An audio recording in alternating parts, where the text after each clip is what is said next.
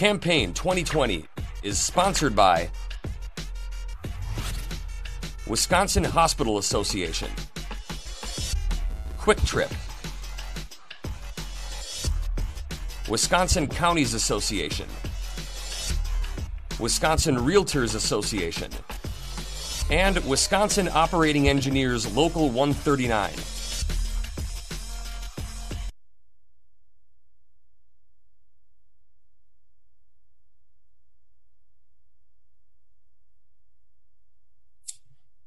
Jay Schroeder of R-Neenah is a Republican candidate in the 55th Assembly District. The primary is August 11th. Jay, welcome back to WisconsinEye. Thank you. Well, I'm curious, on your campaign website, you talk about the need to, your words, impeach Governor Evers. Why? Because in Wisconsin, we stand for rule of law. As Senator Fitzgerald has mentioned, Governor Evers had someone in his staff record their conversations. I think that was the straw that broke the camel's back in my mind. So someone has committed a felony because no one knew who was recording it. Governor Evers' duty is to find out who did it. He's not doing it. He's shirking his responsibility. So in my opinion, and it's been referenced, it's almost like Richard Nixon. He's a co-conspirator or cover-up. Number two, the state Supreme Court said he violated his oath of office when he issued these stay-at-home orders along with Andrea Palm. And number three, he allowed the rioting in Madison to destroy businesses. Businesses have contacted me from Madison asking how I can help or what they can do. He has the ability for the National Guard. He could have ordered them in immediately. They probably could have been there in 10 minutes. Those are the three reasons he's violated, in my opinion, his oath of office. We have to stand for rule of law. And he has a brazen where he's ignoring it. So those are the three reasons, and they're serious things. Jay, you were one of the plaintiffs that sued the governor over Safer at Home, weren't you? That's correct. How it started on April 24th, we had an Open Wisconsin rally. I was one of the speakers there. And I said, we have the freedom of choice. We have the freedom to assemble, freedom to go to church. One of the attorneys, or the attorney in drafting that, saw my speech and contacted me and said, would you want to be a plaintiff in that? And I said, of course, because it's what we stand for, freedom. And I had mentioned, in Madison, there's independents, Democrats, and Republicans all own businesses. So that's how I got contacted. That's why I'm one of the lead plaintiffs, because we have a constitution. We don't have rule by fiat or a tyranny. Okay. You mentioned the protests in Madison. We know as Americans a lot more about how some police officers, with emphasis on some, treat those in custody. The governor's recommended a package of 9 bills that would ban no-knock warrants, ban chokeholds, unified standards for police training in Wisconsin. The whole issue is, do we need police reforms? What's your position on that, Jay? Well, in any position or profession, I think we have 5% maybe that shouldn't be in that line of work, and that's including police. I can tell you one thing. My brother-in-law works for a police department down in southern Wisconsin, and he is a battalion leader, and he almost on a daily basis has to motivate his police officers to really carry out the law because they feel like they've become the victim and they're being attacked. So it's a serious thing. If you have someone doing something wrong, absolutely prosecute them. But you can't attack every police officer or put that down. Or the other thing is you have in Madison, which I'm sure you've seen, was on the street, defund police. That is the most unbelievable thing I could imagine. Defund police, it's beyond words. Okay, so you don't see any need for a bill legalizing statewide training standards, correct? Well, you can have state. I guess I'm always looking at everything is kind of an experiment. So if you have police areas in the state that have a training that have low response or have any complaints, based on the public, you use those as a model, and then you try to put that around the whole state. Okay. So you could do that, but you focus on the positive, not on okay. What's your position on legalizing medical and recreational marijuana? Well, my wife is a physician, and I can tell you legalizing marijuana, and why do we want to do that? I guess the funny thing is, in the last election for the governor's race, there was a big thing, counties passed the legalizing marijuana. Nothing ever happened. What it was is to bring people to the polls, which the people that voted for it kind of got the shaft because nothing ever came of it. Now, legalizing marijuana for what? For recreation or for medicinal purposes? Now, for medical reasons, there's other drugs that can be used for to combat the side effects of chemotherapy and that. So that, I think, is just a guise to get it legalized. Okay, let's talk about the process of drawing the new boundary lines for congressional districts and Senate and Assembly districts. The Constitution says the party in power should draw those new boundary lines. The governor would like a People's Commission to draw the lines and then forward those lines to the elected officials to enact. Do you see any reason to change the current system?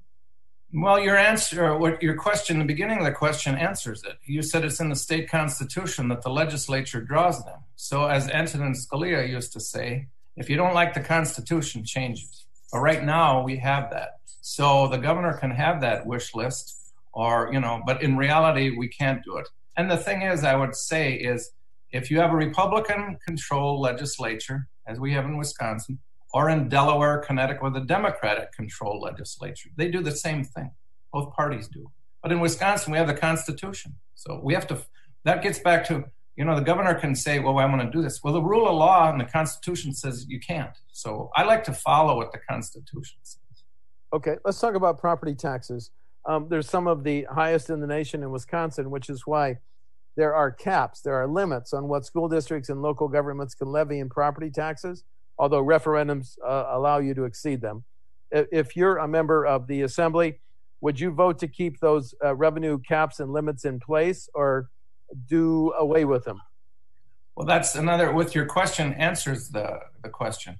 I believe we're the fourth highest in Wisconsin. So when we're in the United States. So if we are on the top tier of high taxes, why would you take away a mechanism that's trying to keep it lower? And one of the things that I would like to do in the legislature, we have a referendum in R-Neenah. And what bothers me is if you take out a mortgage, you got principal and interest total of payments, right? I'm sure you've had a mortgage, so you know how it works. So when we have a referendum question on the ballot, why doesn't it list principal, interest, total of payments? Because in R-Neenah, it was $129 million, but if you add the interest, it was $60 million. Well, really, it was $184 million we were spending. So that's one thing I'm adamant that we need to get in the legislature. You have the ability to put a referendum, but you can't deceive the public in saying it's only the principal. It's the total of payments, just like a mortgage. Do you see any need to give local units of government additional revenue options? If we broaden the 5% state sales tax to now exempt services and products, that money could go to local governments? Or is there any need for local governments to have the authority to enact a half-cent sales tax, something now only counties can do? Local governments need any revenue options? They need to cut options. You need to limit government. It gets back to Wisconsin has one of the highest tax states in the nation. If we're fourth highest, maybe if we were 26th highest or lower, we could talk about that. But when we're already at the top, no, they shouldn't have the ability. You got to look at cutting things, not taxing more. We can't agree on a stable funding mechanism for our highway system. The 30.9% gas tax hasn't been increased in 10 years. To stabilize highway funding, would you consider raising the gas tax, Jay? Well, that's one of the different things that I would be different on than most. The gas tax. Okay, if you ran a business or you ran a TV station or a gravel yard or a grocery store, if your expenses go up, don't you have to raise the revenue to offset the expenses? So with the gas tax, yes, if you're going up, it hasn't been raised in 10 years. What I would like to say is give me a break. We got to have revenue for it. Where does the revenue come? The people that use the roads. So the gas tax could be increased. That's the only exception because that is focused. You have road use and you have a tax. Tax pays for the road use. So yes, it should be. Let's talk about the pandemic. You know, it not only cuts into state revenues, it puts a greater burden on healthcare providers that the state relies on. We've seen hospitals on the front lines nationally and in Wisconsin, of course, dealing with the pandemic. If you remember the assembly voting on the next state budget, should hospitals have a greater priority in that budget than they may have in the current state budget? Well, I would answer it this way. 3 of my family members are in the healthcare. My wife's a physician. I have 2 daughters studying to be a nurse. One of the things is that government actions have caused the revenue to go down for the hospitals. So to answer your question is, hey, if they're causing the revenue to go down, yeah, they should be part of the solution. Having said that, one of the drumbeats now is the cases are going up of COVID. Well, that's trying to create an alarm. But what you have to focus on in that is the hospitalization rate of COVID-19 and the death rate of COVID-19. Those are the 2 direct things that you would look at, not the new case. If we're increasing testing geometrically, well, you're going to have more positive. But the 2 things, like I had said, are death rate and hospitalization rate. Should businesses that follow all the health and safety COVID rules and regulations, either from WEDC or the national CDC, should they be immune, from frivolous lawsuits? You have to get back, that kind of relates to the previous question. If the government is causing the problem, then they should be part of the solution. If they're not causing the problem, the answer is no. But if they're causing it, yes. So then they should have some type of protection from frivolous lawsuits because the state caused it. Okay, new subject. If local government wants to authorize a major public works project, should there be building standards and requirements in place giving preferences to Wisconsin companies? Here's why I ask. A study found that in 2015, out-of-state contractors were awarded $72 million in contracts for these local public works projects, but that number, that $72 million, more than doubled to $146 million within 3 years. Should local governments have to give a preference to Wisconsin companies in these public works projects? Well, you have to look at it, the formula of how it actually works. If you give a preference to a state-owned company, they hire employees and they reinvest in the state. So there's probably a return on that investment. So the answer to your question is yes, because we get a return on it.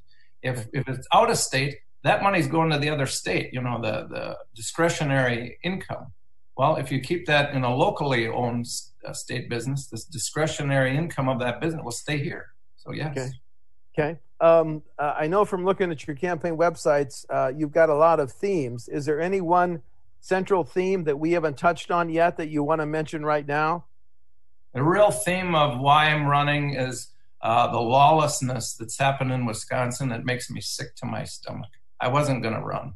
And the taking away of our freedoms, the freedom to go to church when you want, to assemble when you want. And that's part of why I'm in the lawsuit. Those are constitutional rights. And you can't have an appointed person like Acting Secretary Andrea Palm having power over us. So it's all about freedom. That is the key thing. And the rest, economically, I would say, the state budget, we had $800 million drop in revenue in 1 month. Well, for the 2021 budget, it should be proposed right now to be froze at 2020 levels. Because if it isn't, all of a sudden, January, everyone's going to say, oh, we got a crisis here, we're short. Well, we have to start 6 months before, and the local government's got to be told, Legislative Fiscal Bureau, hey, this is what's coming. I don't see any of that right now. No one's talking about it. But that should be a proposal. Otherwise, the governor is going to say, we're so short, we got hundreds of millions short, we got to raise taxes. I can hear that's going to be the drumbeat.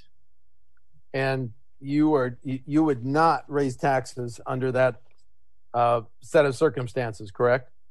No, it gets back to we're the 4th highest taxed state in the nation. You don't do that. It's like when you're playing football. You don't keep in the top quarterback when you're ahead by 60 points. Understand. Final question. You want to highlight differences between you and your opponents in the primary? Sure. The most interesting thing is the Republican Assembly Campaign Committee gives us voting or call lists, contact lists. And there's 3 people running for the Assembly. Jay Schroeder is listed as a hard R. That means I'm a conservative Republican. My other opponent, Lori Asbury, is rated as a swing voter. That means she votes for Democrats and Republicans. My other opponent, Rachel, has no rating at all. That means she votes in elections less than 50% of the time. So the Assembly Committee voting list or call list, I'm rated the conservative. That's what I'm running as. That is the difference between us. Okay, thank you very much. Jay Schroeder of Neenah, is a Republican candidate in the 55th Assembly District. The primary is August 11th. Jay, thanks for talking to WisconsinEye. Awesome, thanks. You do an awesome job. Thank you very much. Yep. Really appreciate it. Thank you. Campaign 2020 is sponsored by Wisconsin Hospital Association, Quick Trip, Wisconsin Counties Association, Wisconsin Realtors Association, and Wisconsin Operating Engineers Local 139.